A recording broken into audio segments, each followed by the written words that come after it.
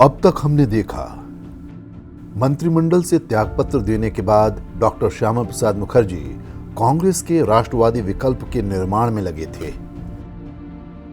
बंगाल में रह रहे हिंदुओं की हालत को देखते हुए डॉक्टर मुखर्जी पाकिस्तान पर दबाव बनाने के लिए तुष्टीकरण छोड़ने और आर्थिक पाबंदी से लेकर सैन्य कार्रवाई करने के पक्ष में थे। आगे देखते हैं।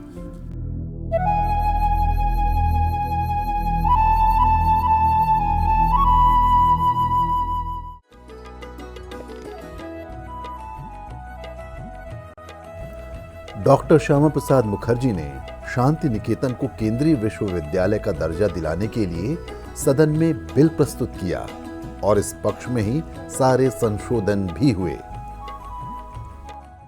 In his debate at Parliament, he stated that the Vishwabharati University should be like this as dreamt by Tagore. केंद्रीय विश्वविद्यालय बनने के बाद शांति निकेतन में प्रधानमंत्री नेहरू दीक्षांत समारोह में आए थे।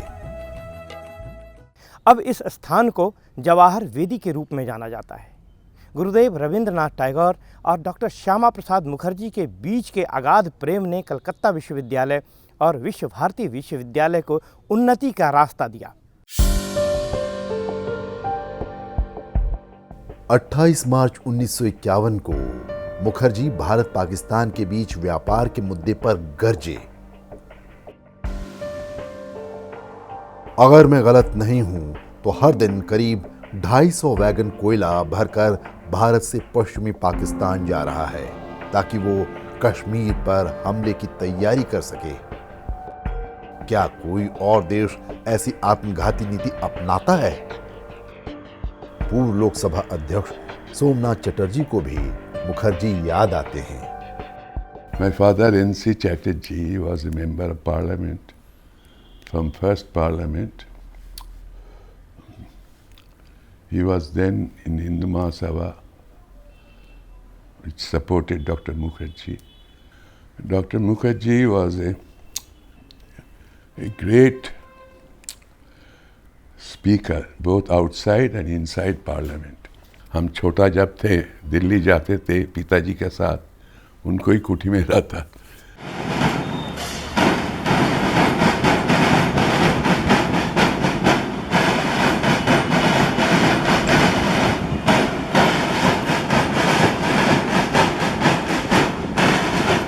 इतना विशाल संगठन, व्यक्ति, समाज और राष्ट्र, फिर संपूर्ण सृष्टि का चिंतन, एक सांस्कृतिक संगठन, राष्ट्रीय स्वयंसेवक संघ।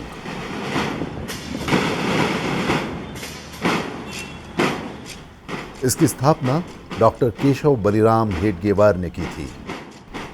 डॉक्टर हेडगेवार के बाद द्वितीय सरसंघचालक बने माधवराव सदाशिव गोलवरकर। संगठन के साधक गोलवरकर ने मुखर्जी की क्षमता को पहचान लिया था। 1950 में कलकत्ता में एक स्वयंसेवक के घर गुरुजी गोलवरकर और डॉक्टर मुखर्जी का मिलन हुआ। वे 1940 में ही एक बार डॉक्टर हेडगेवार से भी मिले थे। राष्ट्रीय स्वयंसेवक संघ ने खुद को राजनीति से अलग रखने की नीति अपनाई। कांग्रेस के राष्ट्रवादी विकल्प के लिए विचार विमर्श जारी था। गोलवरकर जी ने इसके लिए कुछ स्वयंसेवक डॉक्टर मुखर्जी के साथ कर दिया, जिनमें पंडित दीनदयाल उपाध्याय, अटल बिहारी वाजपेयी, सुंदर सिंह भंडारी, जगन्नाथ राव जोशी, वैद्य गुरुदत्त जैसे कई नाम शामिल हैं। दीनदयाल उपाध्याय की प्रतिभा को देखकर डॉक्टर मुखर्जी ने कहा था कि अगर हमारे पास 2 दीनदयाल होते तो मैं भारत के राजनीतिक चेहरे को बदल देता। पार्टी के नाम पर चर्चा हुई। पहले ऑल इंडिया पीपुल्स पार्टी, फिर भारतीय लोक जनसंघ। मुखर्जी ने लोक की जगह जन शब्द को प्रमुखता दी। इस तरह पार्टी का नाम भारतीय जनसंघ हो गया। आज जो भारतीय जनता पार्टी का वृहद स्वरूप देश में दिख रहा है, उसकी शुरुआत जनसंघ से ही हुई। 21 अक्टूबर 1951 को नई दिल्ली के रघुकुल आर्य कन्या हायर सेकेंडरी स्कूल में हुए अधिवेशन में भारतीय जनसंघ को राजनीतिक दल का रूप दिया गया। सर्वसम्मति से डॉक्टर मुखर्जी को अध्यक्ष चुना गया। रघुकुल आर्य कन्या सीनियर सेकेंडरी स्कूल, उसमें एक अधिवेशन हुआ, उसमें ये पार्टी का जन्म हुआ। पार्टी के गठन होते ही 1952 में स्वतंत्र भारत का पहला आम चुनाव आ गया। डॉक्टर मुखर्जी और सभी कार्यकर्ता जी जान से जुटे। I heard some of his lectures. He said, "Don't give any vote to Congress party because it will be তারা লুট করবে, খাবে যাবে, তারা দেশের কাজ করবে না, এখন ভোগ করতে চায়। I speak in Bengali, but I am more fluent in Bengali. They would loot the country. They would enjoy the country. It is due to their policy that the country has been divided, and they do not accept my policy. So vote for Jansangh. 1952 के चुनाव में जनसंघ के 3 उम्मीदवार संसद तक पहुंच सके। 2 उम्मीदवार बंगाल से, जिनमें एक थे कलकत्ता से डॉक्टर श्यामा प्रसाद मुखर्जी और मिदनापुर से दुर्गा चरण बंदोपाध्याय, और एक सीट पर राजस्थान के चित्तौड़ से उमाशंकर मूलजी भाई त्रिवेदी को जीत मिली। 21 मई 1952 को सदन में अपना पहला भाषण देते हुए डॉक्टर मुखर्जी ने विपक्ष के प्रति सही नजरिया रखने की ईमानदार और भावुक अपील की। उन्होंने इस दौरान कश्मीर का मसला भी उठाया। इस पर नेहरू ने टोका, मैं कश्मीर के बारे में डॉक्टर मुखर्जी से ज्यादा जानता हूं।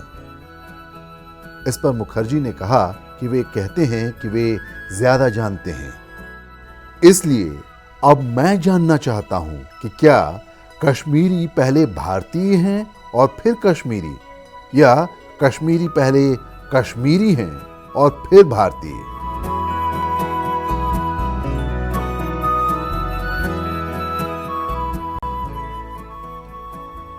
उन्नीस 1948 में पाकिस्तान के साथ युद्ध हुआ और पंडित नेहरू के एकतरफा युद्ध विराम के साथ कश्मीर संकट गहराने लगा था।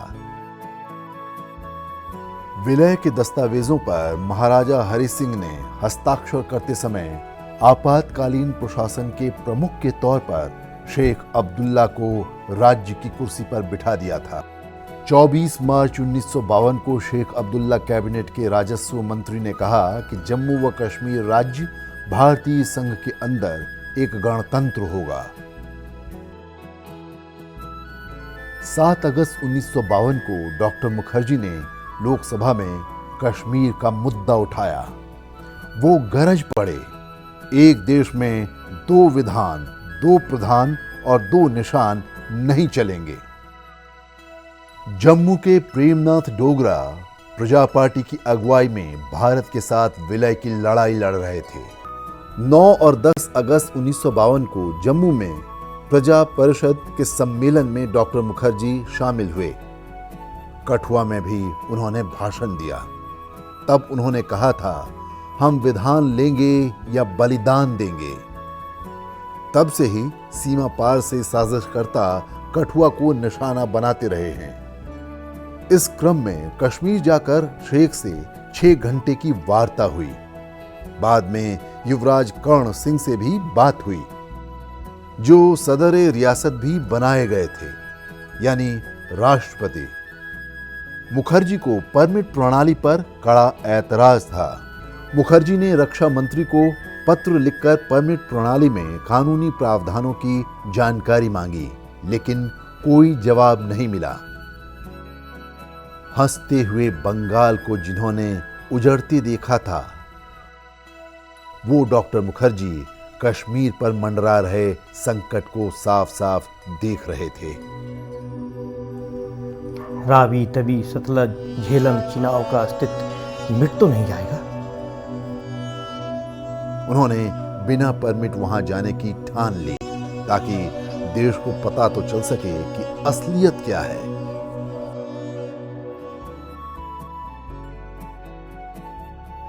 कश्मीर की यात्रा से पहले वो मां का आशीर्वाद लेने कलकत्ता पहुंचे। भारत सेवाश्रम संघ भी पहुंचे। मठ के स्वामी सच्चिदानंद ने बार बार कश्मीर न जाने की सलाह दी।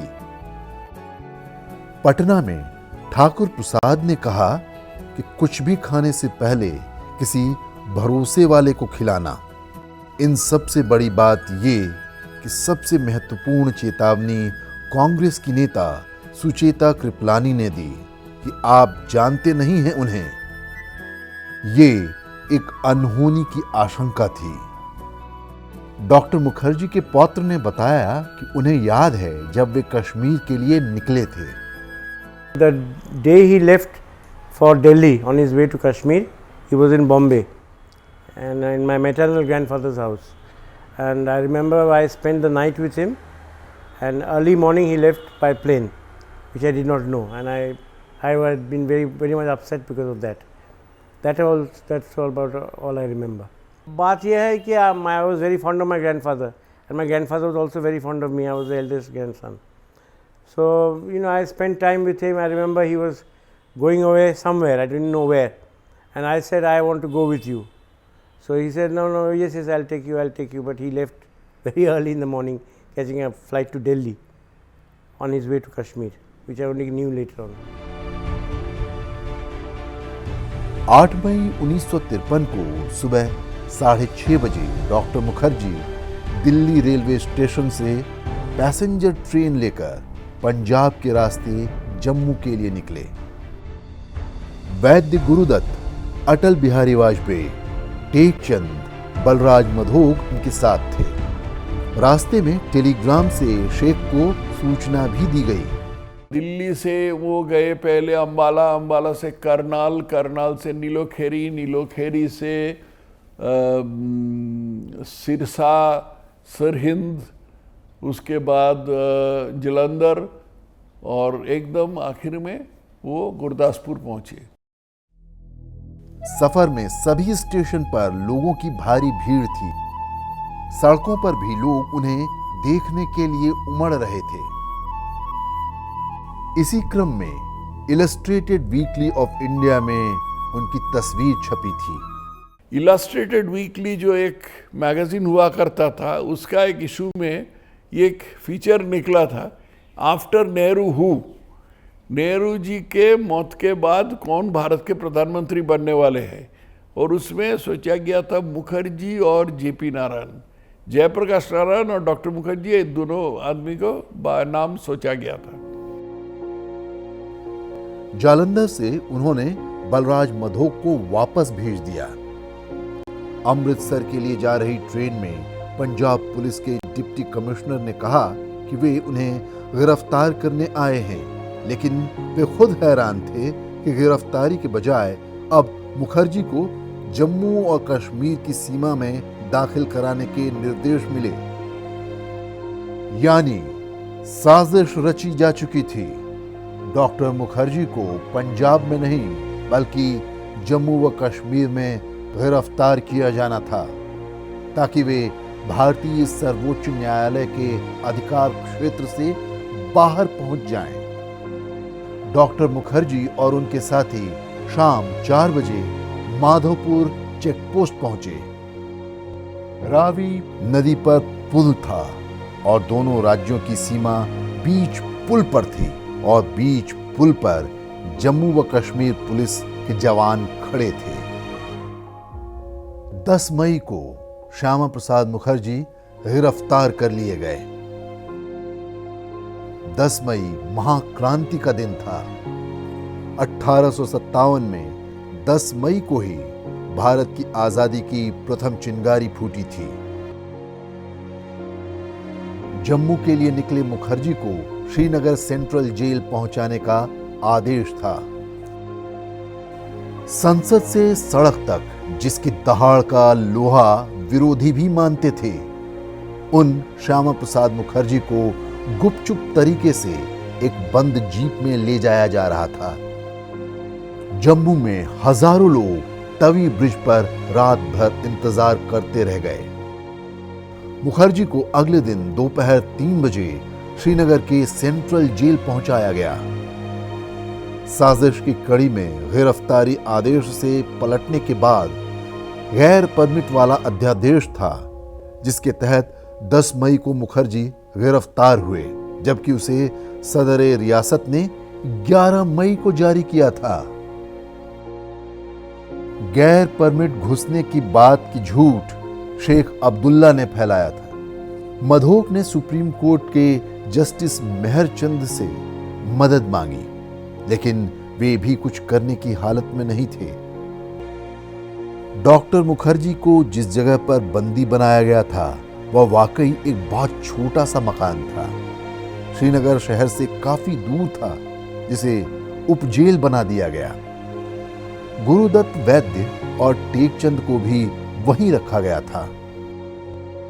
अखबार भी 2-3 दिन देर से आते थे। 77 मुखर्जी रोड में परिवार को रोज ही चिट्ठियों का इंतजार रहता था, लेकिन चिट्ठियां तो सेंसर से ही आती थीं। 10 जून, 12 जून, 13 जून की मुहर लगी चिट्ठियां उनके निधन के बाद वापस लौट आईं। उनके साथ राजनीतिक बंदियों जैसा बर्ताव नहीं हुआ। दोस्त और रिश्तेदारों, यहां तक कि उनके बड़े बेटे को भी मिलने नहीं दिया गया। हैरत की बात है कि 24 मई 1953 को नेहरू और काटजू आराम करने श्रीनगर पहुंचे, लेकिन मुखर्जी से मिले तक नहीं। अब्दुल्ला सरकार ने वकील से मिलने में भी अड़ंगा लगा दिया था। बाद में हाई कोर्ट के हस्तक्षेप पर बैरिस्टर UN त्रिवेदी ने 18 जून 1953 को उनसे 3 घंटे तक मुलाकात की। मुखर्जी को कमजोर हालत में देखा। उन्हें टहलने और व्यायाम के लिए समुचित स्थान नहीं था। शेख अब्दुल्ला ने कह दिया कि हुक्म जारी कर दिया था कि मेरा व्यक्तिगत ढंग से कह के बिना डॉक्टर मुखर्जी को कुछ सुविधा नहीं देना।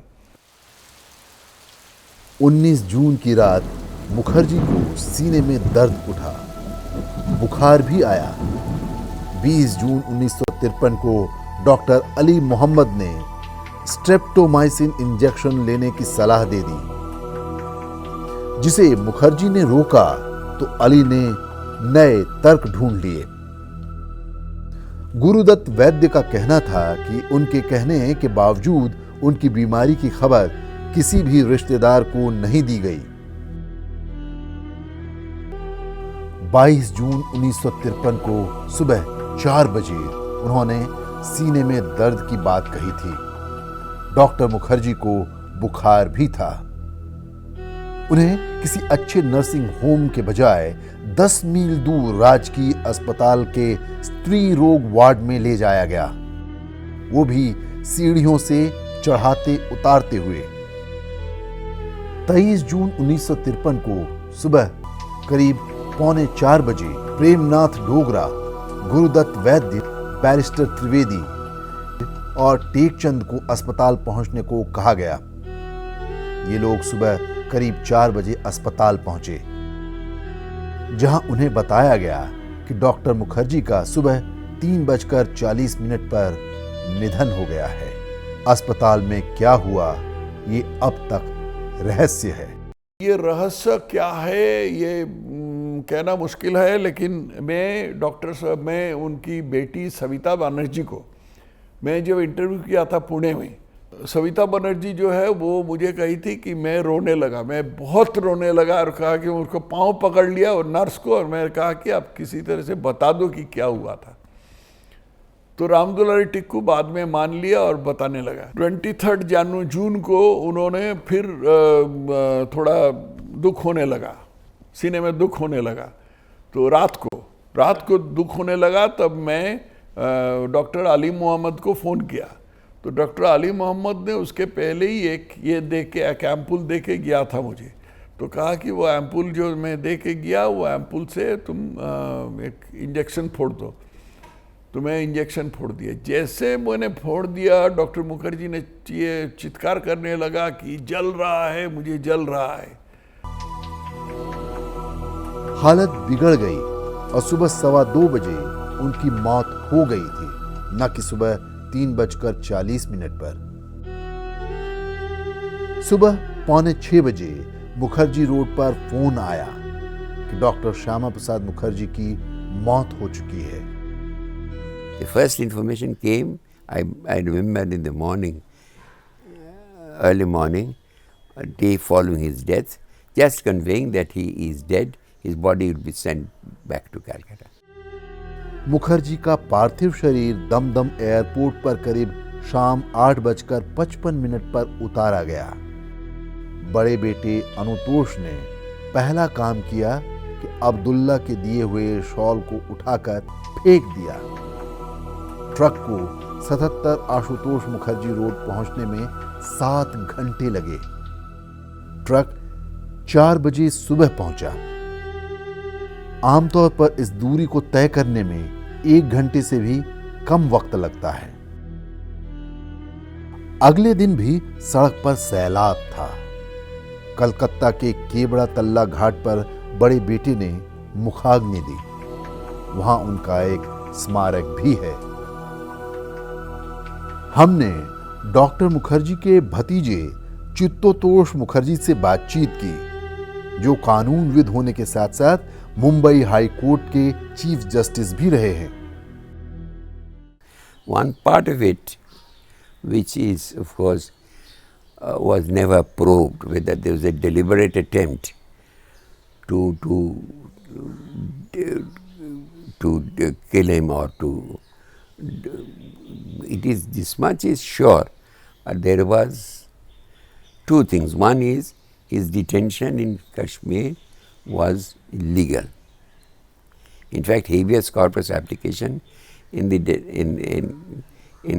Srinagar, Jammu Kashmir High Court was pending when he died. Secondly, his detention was on the face of it illegal. If there was an unauthorized entry without permit into Kashmir, he could have been, and that was the proper course would have been to, drive him out, keep him out of Kashmir. Doctor Mukherjee की मां जोगमाया देवी ने निष्पक्ष जांच की मांग की और कहा कि मेरे बेटे की मौत कैद में हुई है, कैद भी बिना सुनवाई के। Grandmother Jogmaya Devi had written an open letter to Pandit Nehru, and there was a reply by him. She had demanded that let there be an inquiry, the circumstances under which he was allowed to, he died in detention in a hospital. प्रधानमंत्री जवाहरलाल नेहरू ने 5 जुलाई को जवाब दिया कि मैं एक स्पष्ट और ईमानदार नतीजे पर पहुंचा हूं कि इसमें कोई रहस्य नहीं और डॉक्टर मुखर्जी का पूरा ख्याल रखा गया था, यानी जांच की मांग खारिज। डॉक्टर मुखर्जी की जेल में लिखी गई डायरी नहीं मिली। इसके बाद 8 अगस्त 1953 को शेख अब्दुल्ला को कश्मीर के प्रधानमंत्री पद से बर्खास्त कर दिया गया। अब्दुल्ला को बाद में गिरफ्तार कर लिया गया। 18 सितंबर 1953 को लोकसभा में एनसी चटर्जी ने अपने भाषण में भारत सरकार पर स्पष्ट मिलीभगत का आरोप लगाया। डॉक्टर मुखर्जी के निधन के साथ ही जम्मू व कश्मीर में दाखिल होने के लिए भारत के नागरिकों को परमिट की बाध्यता खत्म कर दी गई। निशान और विधान भी निरस्त हो गया, लेकिन नासूर धारा 370 जारी था। देश ने अखंड भारत के स्वप्न दृष्टा को खो दिया। पंजाब, बंगाल, कश्मीर और आसाम यानी कुल 4 राज्यों की पहचान भी भारत नाम में समाहित हो रही है, तो उसका श्रेय डॉक्टर श्यामा प्रसाद मुखर्जी को है। संसद टीवी के और भी प्रोग्राम्स देखने के लिए सब्सक्राइब करें हमारा YouTube चैनल और हाँ, इन्हें लाइक और शेयर करना ना भूलें।